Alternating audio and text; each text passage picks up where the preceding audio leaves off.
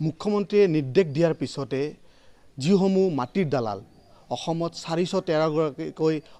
দালালক আটক কৰিবলৈ সক্ষম হৈছিলে অসম আৰক্ষীয়ে তাৰ পিছত বৰপেটা ৰোডত 6 গৰাকীকৈ দালালক আটক কৰিবলৈ সক্ষম হৈছিলে বৰপেটা ৰোড আৰক্ষীয়ে কিন্তু বৰপেটা জিলাত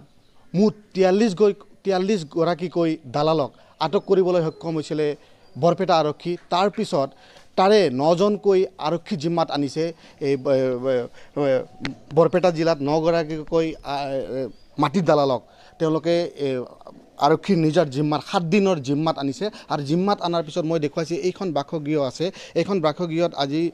যি মাটিৰ দালাল সেই মাটিৰ দালালৰ ঘৰত আজি আৰক্ষীয়ে এক তালাচী চলাই আছে এক অভিযান চলাই আছে দেখিছে আপোনালোকে এই দৃশ্যসমূহ মই দেখুৱাইছো মোৰ সতীৰ্থ কেমেৰা পাৰ্চনে যদি পাৰে সেই ভিতৰৰ দৃশ্যসমূহ দেখুৱাইছো যে এক আৰক্ষীৰ দল বৰপেটা ৰোডৰ ভাৰপ্ৰাপ্ত বিষয়া অভিজিত বৰুৱাৰ নেতৃত্বত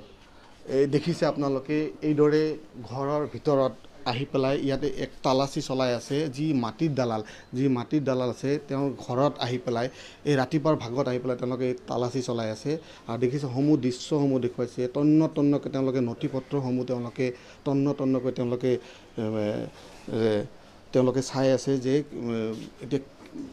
আপোনালোকে দেখিছে এই সমূহ দৃশ্যসমূহ দেখিছে আপোনালোকে যে যিসমূহ মাটিৰ দালাল আছিলে তেওঁলোকৰ ঘৰৰ বাসগৃহসমূহ এক